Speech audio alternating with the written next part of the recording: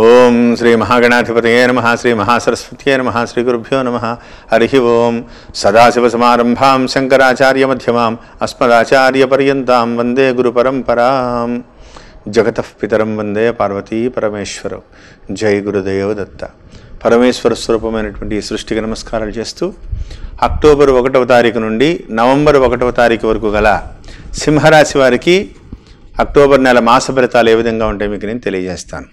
సింహరాశిలో మఖా నక్షత్రంలో జన్మించినటువంటి 4 పాదములు, ఉభా నక్షత్రంలో జన్మించినటువంటి 4 పాదములు, ఉత్తరా నక్షత్రంలో జన్మించినటువంటి 1వ పాదము కలిపి సింహరాశి అవుతుంది.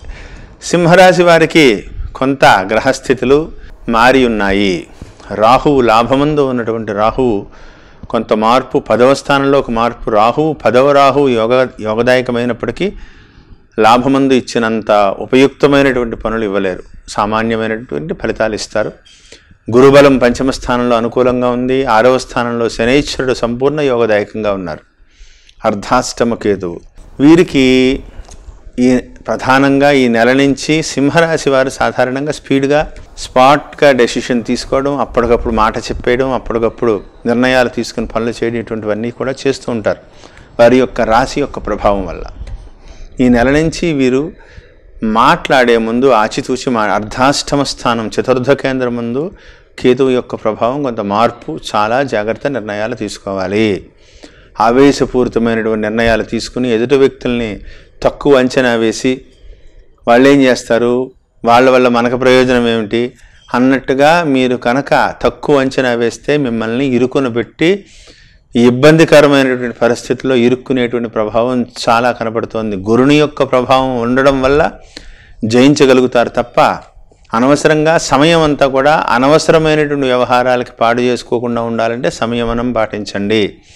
మాటలను అదుపులో పెట్టుకుని కొద్దిగా జాగ్రత్తగా ఉండడం మంచిది. అక్టోబర్ 4వ తారీఖు నుంచి కుజుని యొక్క 8వ స్థానంలో కుజుని యొక్క వక్రగ్రహ స్థితి, చాలా జాగ్రత్తగా ఉండాలి. కుటుంబ వ్యవహారాల్లో జాగ్రత్తగా ఉండాలి. భార్యాభర్తల మధ్యన ప్రతి వ్యవహారంలోనూ జాగ్రత్తగా ఉండాలి. సెల్ఫ్ డ్రైవింగ్ని పూర్తిగా అవాయిడ్ చేయండి. పంచమంలో కుజుడు ఉన్నప్పటికీ కూడా సెల్ఫ్ డ్రైవింగ్ని, లాంగ్ డ్రైవ్స్కి, నైట్ డ్రైవ్స్కి అవాయిడ్ చేయాలని ప్రత్యేకంగా చెప్పదగ్గ సూచన. జన్మస్థానమందు ఉన్నటువంటి శుక్రుని యొక్క స్థితి వల్ల మీ యొక్క మాటల నైపుణ్యత కానీ, మీ యొక్క తెలివితేటల వల్ల కానీ సమస్యల్ని, ఎంత జటిలమైన సమస్యనైనా పరిష్కార దిశగా తీసుకురాగలుగుతారు. కానీ వాక్స్థానమందు ఉన్నటువంటి అక్టోబర్ 17వ తారీఖు వరకు కూడా వాక్స్థానమందు ఉన్నటువంటి రవి యొక్క ప్రభావం, మాట విసిరేయడం, దానికి తోడు 7వ స్థానంలో ఉన్నటువంటి కుజుని యొక్క దృష్టి కూడా, 8వ స్థానంలో ఉన్న కుజుని యొక్క దృష్టి కూడా ద్వితీయమందు ఉన్నటువంటి రవి మీద పడడం, దీనివల్ల మాట విరుపుగా మాట్లాడడం, ఎదుటి వ్యక్తులను తక్కువగా అంచనా చేసి మాట్లాడడం, దీనివల్ల చివరి క్షణంలో పని అయిపోతున్న పని ఆగిపోయేటువంటి పరిస్థితులు రావడం, ఇలాంటివి జరగవచ్చు. ఇవి జరగకుండా ఉండాలంటే సంయమనం పాటిస్తూ చాలా జాగ్రత్తగా నిర్ణయాలు తీసుకుంటూ ఎదుటి వ్యక్తులతో మాట్లాడే ముందు మంచి మాటలతో విజయం పరపరంగా దిశగా అడుగులు ముందుకు వేస్తూ జాగ్రత్తగా మాట్లాడి సమస్య జటిలం అవ్వకుండా పరిష్కార దిశగా ఆలోచించాలి. తొందరపడకుండా చాలా చాలా జాగ్రత్తగా ముందుకు తీసుకుని, రాజ్యమందు మారిన రాహువు యోగదాయకమే కానీ అర్ధాష్టమ కేతువు మంచివారు కాదు కాబట్టి ఒకంత జాగ్రత్తగా ఉండాలని ప్రత్యేకంగా చెప్పదగ్గ సూచన. ఆరోగ్య విషయంలో చాలా జాగ్రత్తగా ఉండాలి. తల్లిదండ్రుల ఆరోగ్య విషయంలో మాత్రం చాలా జాగ్రత్తగా ఉండవలసినటువంటి పరిస్థితి. కర్మస్థానమందు రాహువు, చతుర్థ స్థానమందు ఉన్నటువంటి కేతువు తల్లిదండ్రుల ఆరోగ్య విషయంలో కొంత ఇబ్బంది పడవచ్చు కాబట్టి జాగ్రత్త వహించాలని ప్రత్యేకంగా చెప్పదగ్గ సూచన. అక్టోబర్ 4వ తారీఖు నుంచి కుటుంబ వ్యవహారాల్లో ఒక రకమైనటువంటి బాధాకరమైనటువంటి పరిస్థితులు రావచ్చు. సోదరి వ్యవహారాల్లో కానీ, తల్లిదండ్రుల వ్యవహారాల్లో కానీ మాట పట్టింపులకు వచ్చి భార్యాభర్తల మధ్యన చికాకులు రావచ్చు. కాబట్టి రాకుండా ఉండాలంటే వాక్స్థానాన్ని అదుపు చేయవలసినదే తప్ప ఇంకొక మార్గం లేదు. జాగ్రత్తగా ఎదుటి వ్యక్తులు రెచ్చగొట్టినా సరే అనవసరమైనటువంటి వ్యవహారాల్లో తలదోచకుండా పరిస్థితుల్ని చక్కబెట్టుకుంటూ కూడా జాగ్రత్తగా వెళ్ళగలిగితే ధన ప్రతిబంధక సమస్యలన్నీ కూడా దూరం అవుతాయని చెప్పడంలో సందేహం లేదు. విద్యార్థులకి అపూర్వమైనటువంటి సమయం, మీ యొక్క తెలివితేటలు రెట్టింపు అవుతాయి. మీరు రాసేటువంటి పరీక్షలన్నీ కూడా విజయవంతమవుతాయి.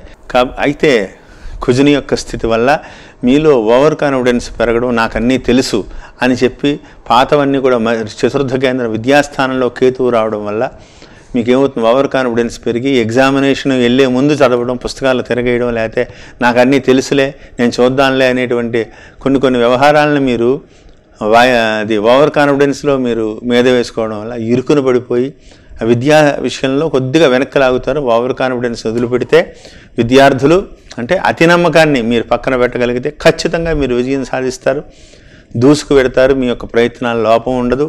ఖచ్చితంగా మీకు విద్యలో యోగదాయకమైనటువంటి స్థితి కనపడుతోంది. కష్టపడండి. కాబట్టి అండ్ రెండవ స్థానంలో రవి యొక్క ప్రభావం తిప్పట, తలపోటు, నిద్ర లేకపోవడం, నిద్రలేమి, వీటి వల్ల కొంత అలసిపోయేటువంటి ప్రమాదం ఉంది. సెల్ఫ్ డ్రైవింగ్ని విద్యార్థులు పూర్తిగా అవాయిడ్ చేయండి. ప్రతి విషయంలో కూడా ట్రాన్స్పరెంట్గా ఉండేటువంటి ప్రయత్నం చేయండి. ఒకంత జాగ్రత్తలు వహిస్తే అద్భుతమైనటువంటి అవకాశాలు కలిసి వస్తాయి. ఎక్స్పోర్ట్ ఇంపోర్ట్ వ్యాపారస్తులకు అతి సామాన్యంగా ఉన్నది. తొందరపాటు నిర్ణయాలు చేసుకోకండి. వ్యవసాయదారులకు మాత్రం చాలా అద్భుతమైనటువంటి గా కలిసి వచ్చేటువంటి అవకాశం కనబడుతుంది. గురుశనుల యొక్క ప్రభావం వల్ల రెండవ పంట మీకు చాలా అనుకూలంగా ఉంటుంది. రాబోయేటువంటి రోజుల్లో మెరక వ్యవసాయదారులకు మాత్రం చాలా అనుకూలమైనటువంటి పరిస్థితులు కనబడుతున్నాయి. అంతేకాకుండా ఈ రాశిలో ప్రభుత్వోద్యోగులకు మాత్రం కొద్దిగా ఇష్టం లేని ప్రదేశాలకి ఈ నెలలో ట్రాన్స్ఫర్ ఖచ్చితంగా జరుగుతుంది. ఏసీబీ ఇటువంటి వ్యవహారాల్లో చాలా జాగ్రత్తగా ఉండాలి. అనవసరంగా మీ యొక్క మంచి పేరుని పాడు చేసేటువంటి అవకాశం మిమ్మల్ని ఏ విధంగా ఇరికించాలి, కేసుల్లో మిమ్మల్ని ఏ విధంగా ఇరికించాలని మీ యొక్క శత్రువర్గం అంతా కూడా మిమ్మల్ని ఎదురు చూస్తోంది. ఎందువల్లంటే మీ యొక్క స్పీడ్కు తట్టుకోలేక మీకు కళ్ళెం వెయ్యాలి అంటే మిమ్మల్ని ఏదో రకంగా ఇరికించాలని చూస్తున్నారు. వాళ్ళకి అవకాశం ఇవ్వకుండా ఉండాలంటే ఎవరిని ఎక్కువగా నమ్మకుండా సంయమనం పాటించి చాలా జాగ్రత్తగా ఉండాలి. ఇష్టం లేని ప్రదేశాలకి ట్రాన్స్ఫర్ అవ్వచ్చు. ఒకవేళ మీకు ఇష్టం ఉండి కోరి తెచ్చుకున్నటువంటి ప్రదేశంలోకి వెళ్ళి మీరు పని చేస్తున్నా మీకు పని ఒత్తిడి అధికం అవ్వచ్చు. ఆరోగ్య విషయంలో జాగ్రత్తలు వహిస్తూ ప్రతి విషయాన్ని కూడా కూలంకుషంగా చర్చించి మీ యొక్క నిపుణుల సలహా తీసుకుంటూ, తల్లిదండ్రుల సలహా తీసుకుంటూ మీ యొక్క శ్రేయోభిలాషుల యొక్క సహాయ సహకారాలతో ముందుకు వెళ్తే మీరు విజయాన్ని సాధిస్తారు. ధన ప్రతిబంధక దోషాల నుంచి చాలా వరకు బయటపడతారు. కానీ కొద్దిగా కష్టపడవలసి వస్తుంది. ప్రతి బుధవారము కూడా గణపతి ఆలయానికి వెళ్ళి 21 సార్లు ప్రదక్షిణం చేసి గణపతికి పంచామృతాలు ఇవ్వండి. దానివల్ల కార్యక్రమాల్లో మీరు చేస్తున్నటువంటి పనుల వ్యవహారంలో అలసత్వం నశించి కొద్దిగా ముందుకు వెళ్ళేటువంటి అవకాశం కనపడుతుంది. కుదిరితే ప్రతినిత్యము కూడా గణపతి యొక్క ప్రార్థన విశేషంగా చేసుకోండి. గణపతి స్తోత్రాలను బాగా చదువుకోండి.